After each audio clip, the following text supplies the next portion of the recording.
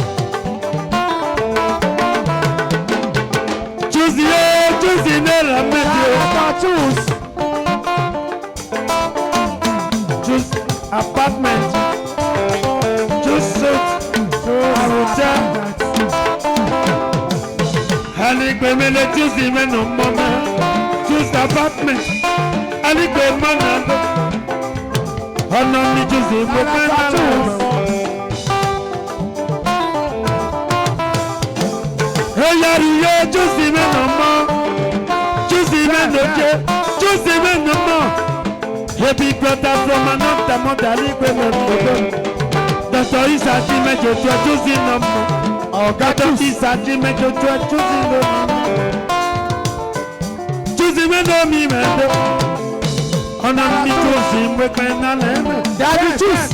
And I'm just in my work when I am. And I'm just in my work when I am. That's the little I am going to see you. Allow me to see when I am. To see no more. Allow me to see when I am. And I'm just Allow me to see when I am. working it out. I am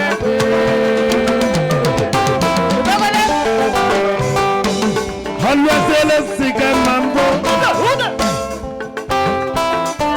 Always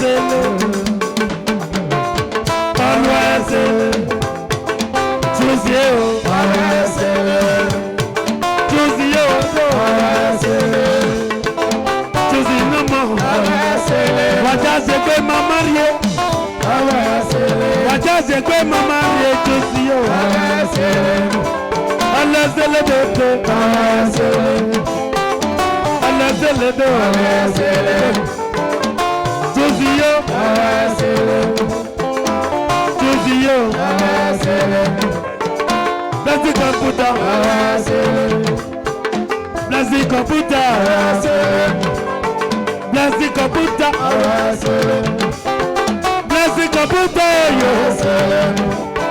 bless the computer. Bless the computer, Lulu, computer,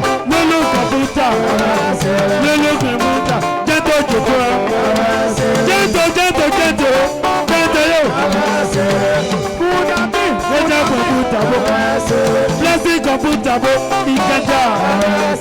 Blessing computer, Ikanja. Lulu Jimejo computer. Blessing computer, Lulu yo.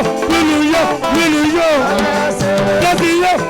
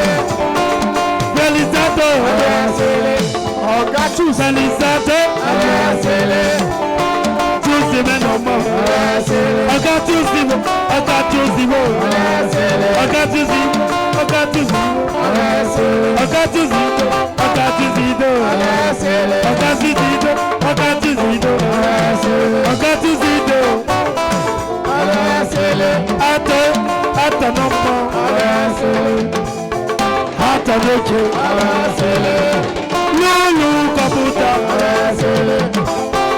Atọ̀nà mọ̀wé. Atọ̀nà jẹ.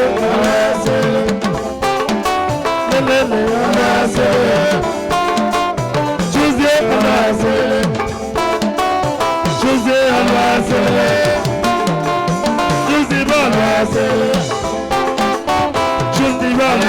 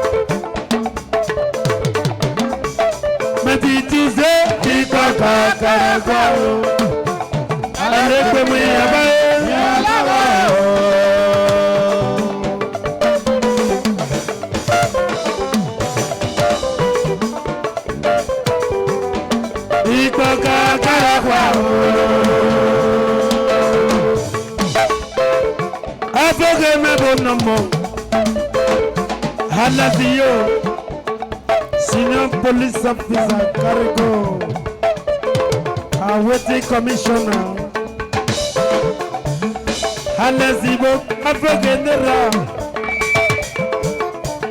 Ikaka Karakwado, Anekwamiyabo, Iyanago.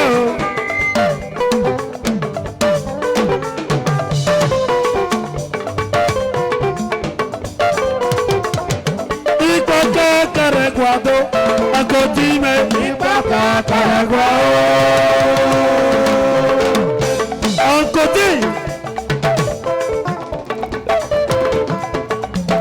Papa Tuesday, Ipaca, Caraguao, Maybe Tuesday, whatever we have,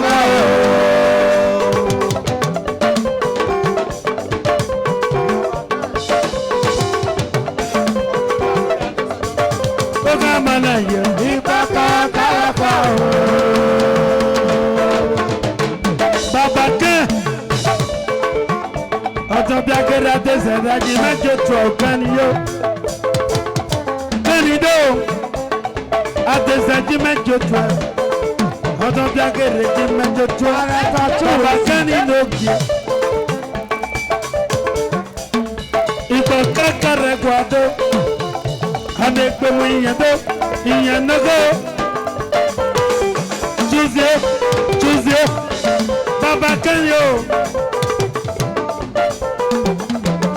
Ìgbọ̀ kákàrẹ̀ gbọ́dọ̀. Ọbẹ̀ ògèdì. Ìgbọ̀ kákàrẹ̀ gbọ́dọ̀. Ọbẹ̀ ògèdì. Ìgbọ̀ kákàrẹ̀ gbọ́dọ̀. Ane gbẹ̀mú ìyẹn nágó.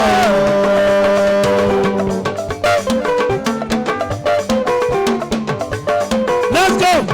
Ibaka Karapa.